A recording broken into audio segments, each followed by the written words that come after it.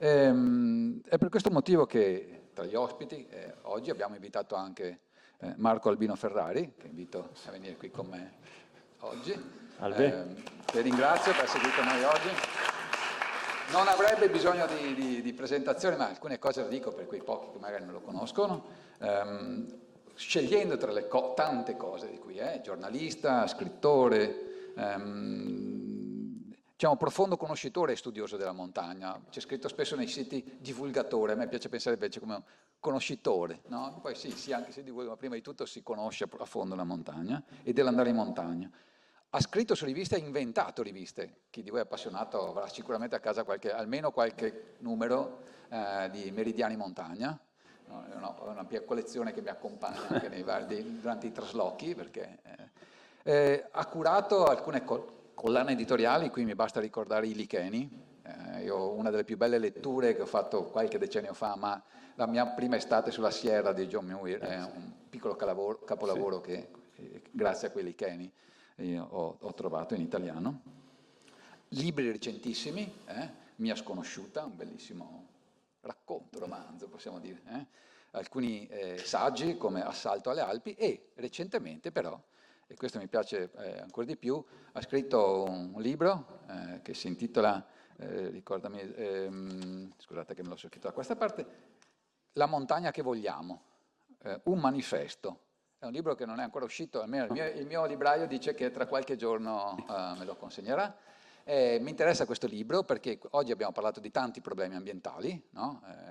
Catastrofi, diciamo così, problemi che abbiamo di fronte, ma in questo libro e ad altri testi Marco Albino ci propone di provare a guardare avanti e riconoscere che la montagna, l'ambiente alpino, le terre alte, come riusciamo a chiamarle adesso, devono diventare anche quel luogo nel quale insieme sperimentiamo modi migliori, più giusti, più equi, più sostenibili di stare al mondo. Ecco, questo mi sembra importante provare a guardare avanti a partire dalla montagna. Cominci tu e poi vediamo come va.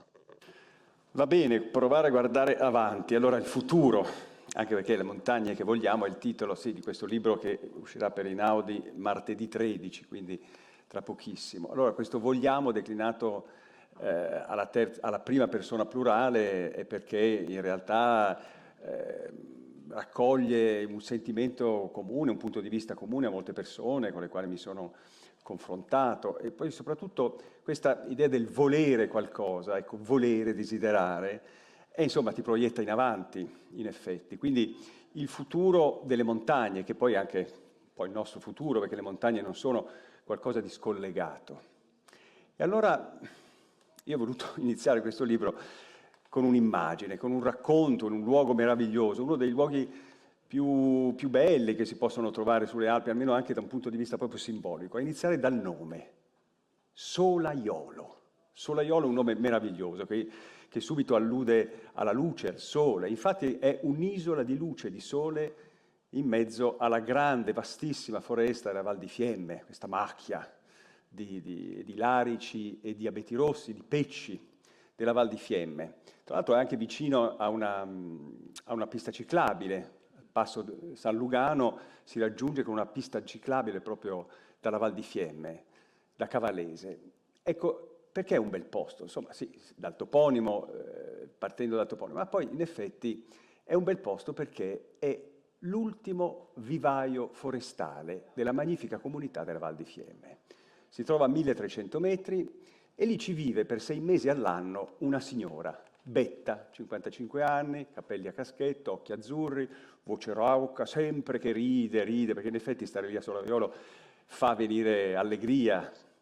E lei si dedica al suo orto, vive da sola in un suo orto forestale o vivaio forestale, in questo piccolo rifugio bianco nel centro di questa vasta prateria, che sembra una prateria, ma in realtà è composta da alberelli di peccio e di larice. Lei vive da maggio a novembre e si occupa di seminare e di iniziare a fare questa nursery delle piante. Allora lei mi ha fatto vedere il suo lavoro, soprattutto dall'inizio, che consiste nel utilizzare una vecchia, antica tavola di larice che ha ereditato dal predecessore responsabile dell'orto forestale.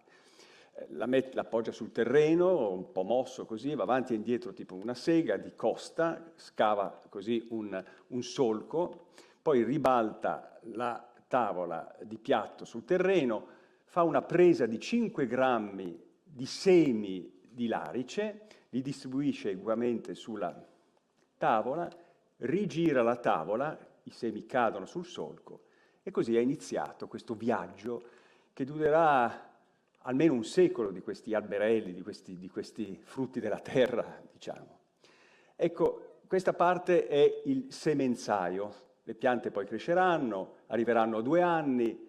A questo punto Betta le trasferirà nel piantumaio e li attenderanno altri 2 anni, fin quando arriveranno a 4 anni, saranno delle pianticelle già promettenti, già in piena salute, e a quel punto sarà arrivato il momento di metterle a dimora. Allora voi dovete sapere che questo tipo di selvicoltura, cioè utilizzare le piantine da mettere a dimora, era molto in voga un tempo, quando si ricorreva appunto a una massiccia diciamo, presenza umana nella gestione del bosco. Nel Novecento si intendevano i boschi di larice e di abete della Val di Fiemme un po' come delle piantagioni, come dei pioppeti di pianura o come non so, delle distese di pannocchie, ecco, tutti uguali, tutti gli stessi alberi. Addirittura mi racconta Betta che gli operai forestali di un tempo utilizzavano una dima, cioè l'ammanico del piccone, questa lunghezza precisa, per mettere a dimora le piantine che uscivano. E quindi si creavano questi boschi tutti fitti, tutti uguali, una fabbrica di alberi coetanei, omogenei, monospecifici, eccetera. Poi si è visto che di fatto questi boschi però sono in purezza, sono molto fragili, sono molto esposti alle malattie, al vento. Ne cade uno, ne crollano tutti come uno Shanghai, perché ricordiamoci che in natura la purezza è molto fragile. Se abbiamo un'estensione monospecifica e se arriva l'elemento di disturbo va a diffondersi velocemente. E questo è quello che è successo a Vaia, abbiamo visto il ricordo della tempesta Vaia nel 2018, nella fine di ottobre del 2018 cosa ha creato, e poi è arrivato il bostrico, questo insettino, questa malattia degli alberi che, avendo trovato tutta questa necromassa, questi alberi schiantati al suolo, ha potuto proliferare in modo esponenziale e ha devastato i boschi. Allora, già da tempo la silvicoltura naturalistica predilige la rinnovazione spontanea del bosco, quindi mai fare dei boschi come le facevano all'inizio del Novecento e che sono arrivati fino a noi. E quindi i vivai forestali sono stati abbandonati, tranne quello di Solaiolo, che è il più antico di tutti. Adesso però Solaiolo è ritornato a essere importante perché questi 2 disturbi, come li chiamano i dottori forestali, cioè la tempesta Vaia e il bostrico, hanno spazzato via qualcosa come il 40% dei boschi italiani più belli, quelli della Val di Fassa. E quindi adesso è necessario dare un aiutino. È vero che bisognerebbe aspettare che la natura faccia il proprio corso e quindi lasciare la spontaneità del rimboschimento, della rinnovazione spontanea, ma adesso bisogna un po' accelerare e quindi Betta lavora. Quando sono andato a trovarla, l'autunno di 2 anni fa, e camminavamo in questa distesa infinita, 200.000 piantine. Il semenzaio sono poco più di un mignolo che vibravano nel vento. E questa sproporzione tra noi esseri umani enormi e invece questo bosco in miniatura piccolo, piccolo, sembrava quasi un po' alterare le cose. E poi queste piante vengono messe a dimora, però non più con la logica di prima, tutti uguali, un po' qui, un po' là, perché i semi dei larici e degli abeti rossi hanno un'ala, quest'ala serve appunto per portarli lontano, la casualità del vento li farà atterrare in un punto che chissà qual è. E così con questa stessa logica gli operai forestali che prendono gli alberelli da Betta, ecco, devono imitare il vento, un po' li mettiamo qua, un po' li mettiamo là, un po' mettiamo delle latifoglie così da rompere la continuità e così e così.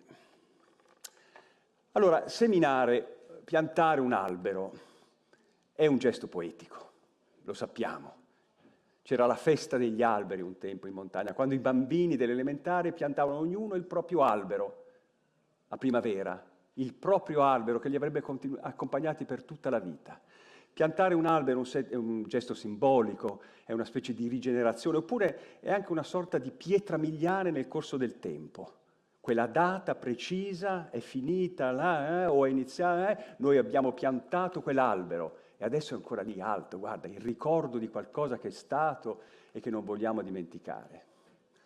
È un atto poetico. Però a noi, oggi, e soprattutto quando scrivevo il libro, ho lasciato un po' da parte la poesia e ho detto, ma invece dal punto di vista economico, questo sforzo, quanto costa mettere a dimora una piantina? Cioè quanto costa creare da zero, da un seme, e quindi la raccolta del seme dalla pigna e poi la disalatura, perché bisogna togliere l'ala, perché la presa di betta non contiene l'ala, insomma tutto il lavorio che c'è prima del seme, poi la piantumazione, tutto, quanto costa? Allora il responsabile della comunità della Val di Fiemme aveva fatto un calcolo, guarda, siamo intorno ai 15 euro. Poi ci vuole anche, bisogna tener conto anche del successo riproduttivo, perché solo il 70% delle piantine messe a dimora ce la farà diventare un albero veramente. Quindi tolto tutto, aggiunto tutto è circa 15 euro. E non è neanche tanto, perché ci sono delle stime che noi risparmiamo, siamo bravi, risparmiamo 15 euro. Ma per ricostituire un bosco ci vogliono circa 1000 piante per chilometro quadrato.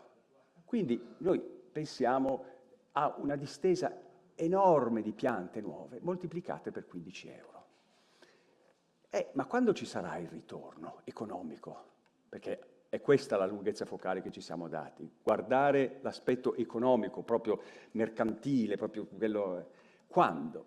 La pianta arriva a maturazione tra 80 e 100 anni, quindi l'albero che noi piantiamo oggi andrà in segheria circa nel 2120, più o meno così. Certo, nel frattempo il bosco darà tutti i servizi ecosistemici, come si dice, no? Quindi l'aria pura, proteggerà dalla valanga, proteggerà dalla frana, il dilavamento lo conterrà, creerà paesaggio, renderà più ricco il territorio montuoso, ma da un punto di vista prettamente economico, il ritorno, perché di questo stiamo parlando, il ritorno in termini di legna pregiata, legname da opera, non legna da ardere, legname da opera importante, ecco che. Allora io mi sono detto, ma in quale altro campo ci sono degli investimenti a così lungo termine? In quale altro future o beni, settori economici? Quali altri? Nessuno. Noi stiamo investendo cifre enormi e sono dei privati a farlo, perché la Magnifica Comunità è composta da privati, da singoli privati, è una specie di grande impresa collettiva, non è la mano pubblica e quindi sì, lo fa lo Stato, che ci frega, non importa. No, sono privati, questi sono boschi che appartengono alla Magnifica Comunità, una comunità antica che c'è dal 1111, i primi documenti risalgono. Quindi i vicini, come si chiamano i soci, sono proprietari di questi terreni e si autotassano, alla fine dell'anno tirano fuori. E perché lo fanno? In nome di cosa? Non vedranno il risultato, lo vedranno i loro figli, ma forse neanche i loro nipoti potranno beneficiare del compenso ricavato da questo investimento economico. E perché si fa? Com'è possibile? Questa è la domanda. Poi pensando dice, ma forse l'unica spiegazione è che il senso della comunità è talmente forte nella comunità, della Magnifica Comunità della Val di Fiemme, cioè il senso di unione sia in senso orizzontale tra i vicini, ma sia anche in senso verticale tra chi è stato prima e chi arriverà. È fortissimo. Io eredito questo patrimonio e mi sento debitore nei confronti dei miei predecessori e quindi in qualche modo mi proietto nel futuro, cerco di restituirlo alle generazioni future. Ecco, questo senso di comunità non lo troviamo da nessun'altra parte, se non in montagna. Quindi io penso che partire da questa idea di investimento sul futuro e di comunità sia la chiave per leggere oggi una nuova forma di modernità. La comunità come negazione della solitudine del singolo in una società e invece farsi portatore di una comunità nel suo dimensione più allargata, appunto sia in senso verticale che in senso orizzontale. Certo, una comunità tradizionale non la si inventa, una nuova comunità non può basarsi sulla tradizione, ma su uno scopo preciso, su un qualche cosa che verrà. Quindi ci saranno altri elementi di coesione piuttosto che la continuità. E lì c'è questa idea ancora, mi rendo conto che una comunità come una grande famiglia, come un tempo si passavano i vestiti dai fratelli più grandi ai fratelli più piccoli, poi magari anche dai padri ai figli, in tempi passati, come una grande famiglia questa. Ecco, questa idea di comunità potrebbe essere il punto di partenza e da lì parte. E poi c'è anche da dire una cosa, che se noi osserviamo come trattiamo oggi il futuro è una discarica, è la nostra discarica. Noi buttiamo nel futuro scorie radioattive, debito pubblico, abbandoniamo le foreste. Solo in luoghi come la Val di Fiemme o dove è fortissima la comunità cerchiamo di investire nel futuro. È bello perché la nostra vita si allunga e il nostro sguardo si accorcia sempre di più. Oggi viviamo in un presente costante, persino la politica non riesce neanche a maturare delle azioni politiche estese su anni, non è neanche le prossime elezioni, magari almeno ogni 4-5 anni, uno, se è un comune o se sono nazionali, uno dice no, ma no, cambiano da un sondaggio all'altro, è sempre un rincorrere il risultato subito, preciso, è proprio l'idea dell'istantaneità e soprattutto in un momento di cambiamento come oggi, invece noi dovremmo fare uno sforzo per guardare al domani. Certo, il domani in un momento di cambiamento così repentino diventa difficile osservarlo, è pieno di incognite. In fondo rifugiarsi nel presente è una forma appunto di rifugio, perché noi di difesa, guardare avanti ci spaventa. Ecco, questo è un po' il punto di partenza. Poi, allora, bisognerebbe fare poi un quadro delle montagne italiane, perché forse è questo. No, infatti una delle questioni che ascoltandoti, ti ringrazio già di questo primo aspetto, non so se c'è un microfono che pronto, poi vediamo se questo, oppure, vabbè, forse mi sentite, se c'è un punto che hai sollevato è partire dal piccolo paese che hai citato, no? E che quando parliamo di montagna dobbiamo parlare di montagna in qualche modo, al plurale, no? Infatti le Alpi, ogni tanto dovremmo ricordarci proprio che sono tante cose diverse, che a volte abbiamo un'immagine un po' omologante, no? Della montagna come luogo del loisir, ad esempio, e invece diventa interessante riconoscere che le nostre montagne al plurale sono luoghi dove si stanno sperimentando o riprendendo culture di lunga durata, come quella che hai appena citato, o comunque sperimentando, no? Forme nuove di stare al mondo. Questo mi sembra anche una cosa interessante che esce. Sì, allora noi quando parliamo di montagna ci immaginiamo lo stereotipo della montagna, forse non c'è nessun luogo più stereotipato e omologato come la montagna, ma in realtà se noi solo pensiamo alle Alpi, noi dovremmo immaginarci come un grande arcipelago composto da numerose isole, tante isole quanto sono le valli, perché ogni valle è in qualche modo isolata, è un mondo a sé e che ha determinato una propria specificità. Tanto è vero che se noi dovessimo fare un viaggio notturno, un volo di notte sulle Alpi, noi vedremo delle grandi concentrazioni di luce in alcuni luoghi e in altri un mare buio, completamente buio. Quindi anche lì noi conosciamo le Alpi attraverso la comunicazione pubblicitaria, sono diventate note, famose le località turistiche grazie a enormi investimenti pubblicitari, grazie alla creazione di strutture turistiche legate allo sci, quindi Madonna di Campiglio, Courmayeur, Cervinia, Super Ski Dolomiti, questi luoghi, ma sono isole, piccole isole a sé in realtà. La grande quantità, la grande distesa di isole di questo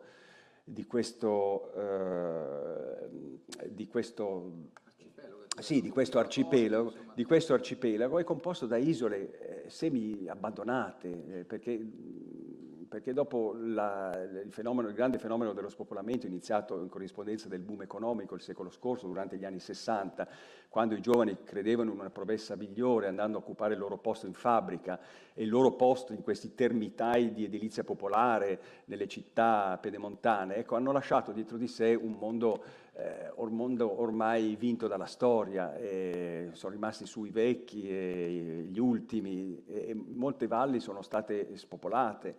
E quindi oggi le Alpi, di fatto gli Appennini, sono dei luoghi in gran parte spopolati, sono le cosiddette aree interne.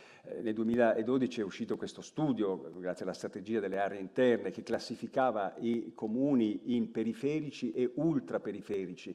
Li definiva così, prendendo in considerazione un dato, cioè la lontananza dai servizi primari, quindi lo studio, la salute, le poste, l'ospedale, eccetera. E allora i periferici erano a 45 minuti di macchina, gli ultraperiferici oltre i 65 minuti o oltre l'ora di macchine, di automobili. Quindi per andare a fare una raccomandata uno ci mette più di un'ora ad andare e un'ora a tornare, perché è l'abbandono totale. In più noi dovremmo pensare al nostro sistema montuoso come un grande corridoio ecologico senza interruzioni, nonostante l'Appennino e le Alpi siano interrotte, tagliate da autostrade, strade, ferrovie, fondovalle anche antropizzati moltissimo in alcuni punti.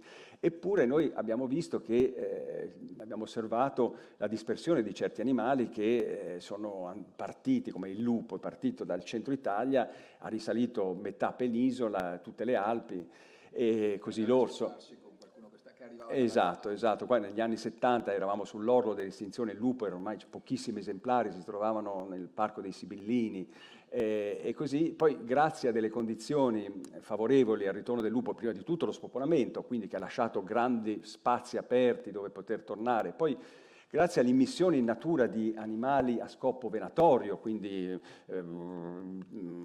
ungulati di tutti i tipi che hanno lasciato, non so, i cacciatori, c'era più selvaggina. Poi grazie anche a tutele, a leggi in sua tutela, ecco che il lupo ha dilagato, generazione dopo generazione, ha fondato tutte queste famiglie riproduttive, questi branchi, in ogni vallata ce n'è uno, e ha attraversato metà dell'Appennino e tutte le Alpi fino sopra Verona, dove si è incontrato con degli esemplari in dispersione provenienti dalla Slovenia. Quindi questo ci dice che il nostro sistema montuoso continentale, lungo 2500 km da Trieste allo stretto di Messina, è un'unica grande corridoio ecologico dove gli animali passano liberamente siamo nel centro del nostro territorio nazionale ed è un luogo che è di fatto pochissimo abitato. Dal punto di vista strettamente geografico altimetrico, le montagne iniziano a essere considerate come tali da oltre 600 metri. In su si diventa montagna, ma questo è un dato altimetrico freddo non corrispondente alla realtà, perché può essere montagna anche a quote più basse, non è dato dal puro dato altimetrico.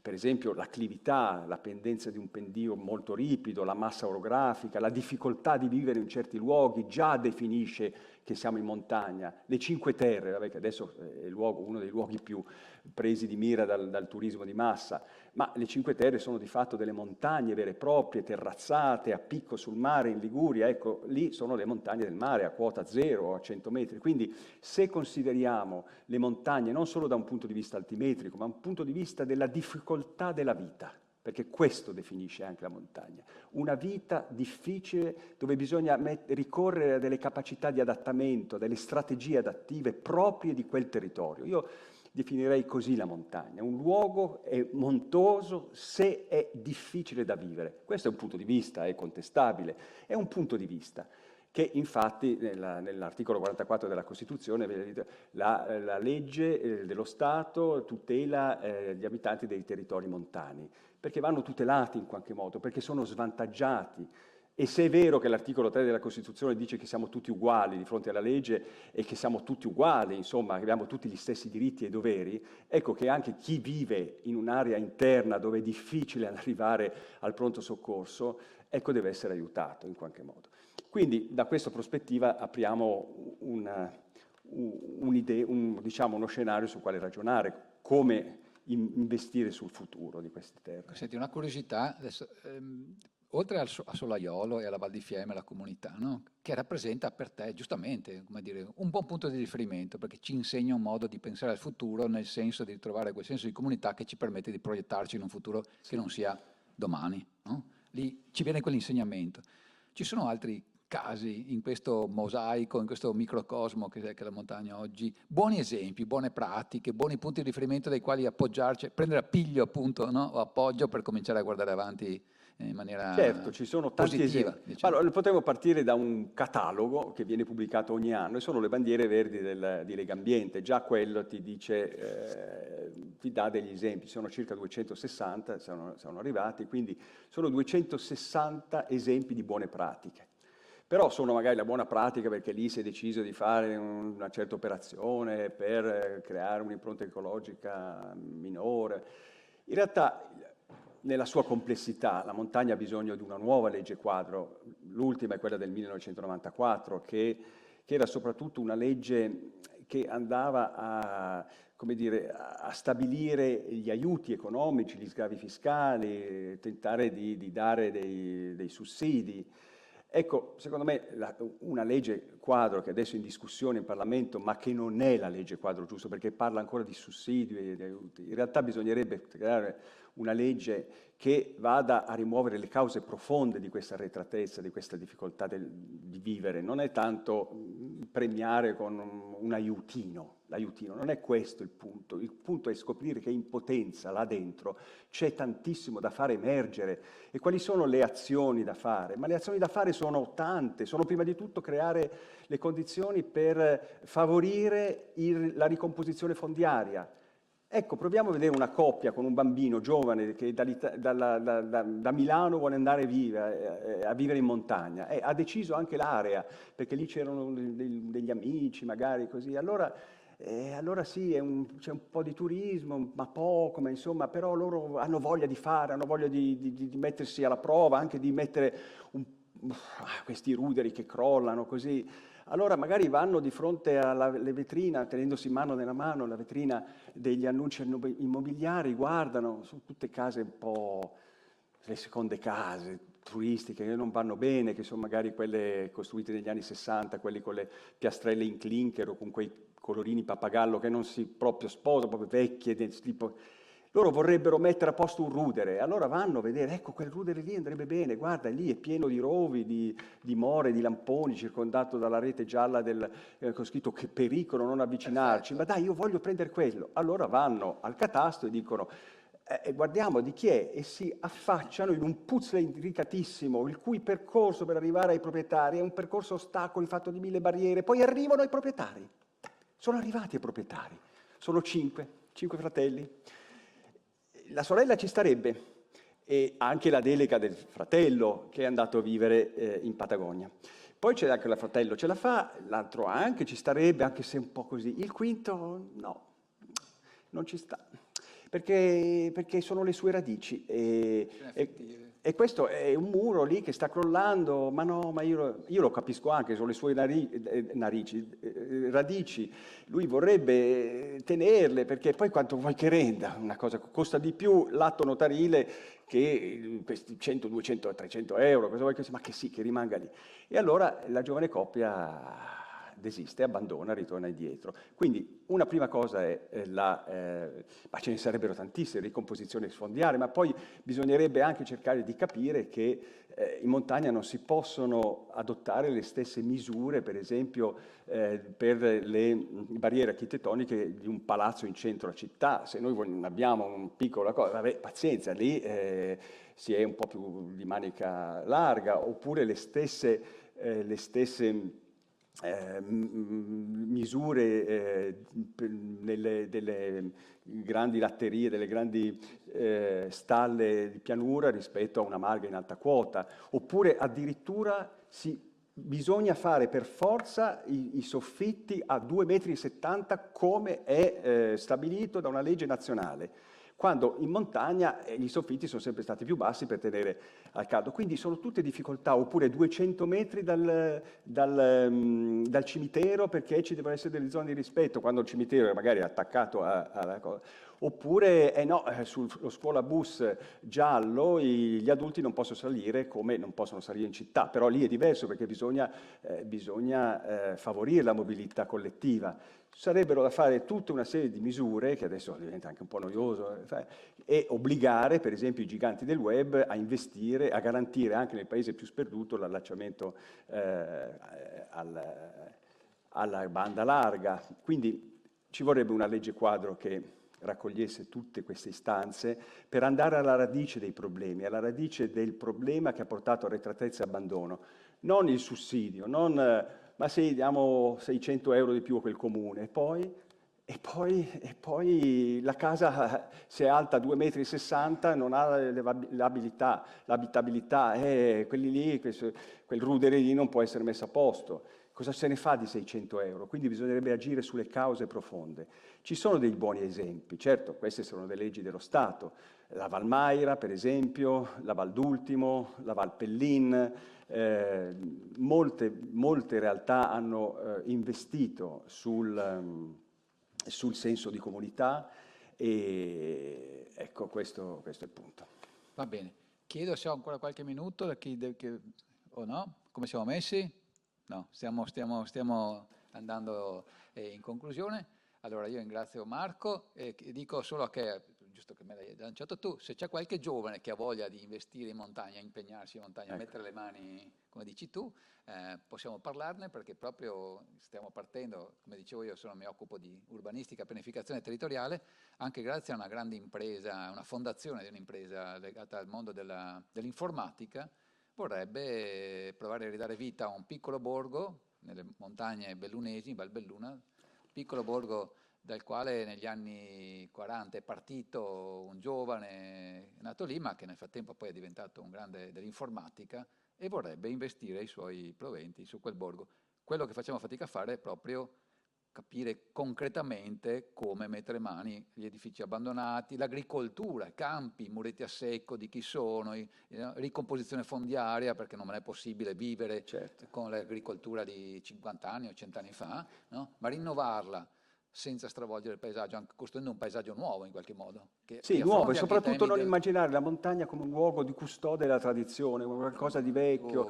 Sì, i vecchi sci di Frassino, il paiolo di rame, tutto così nostalgia non ne nostalgia, come se fosse una soffitta là dove in alto, dove sono tutte le cose un po' vecchie tenute sotto la polvere. In realtà la montagna, lo vediamo in Austria, in Svizzera, sono dei luoghi di incubazione, di novità, di sperimentazione, di innovazione. Tutto il tema del legno, adesso qua, il legno e della nuova edilizia, bioedilizia legata al legno, trova il suo punto nevralgico proprio nelle Alpi. Quindi non basta con la dicotomia la città, il luogo dell'innovazione, dello slancio verso il futuro, la montagna, il rimorchio di povera gente che non ce la fa più.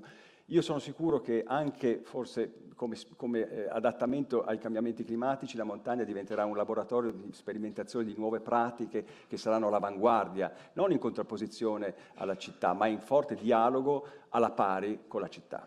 Perfetto, grazie Marco. Grazie. Grazie.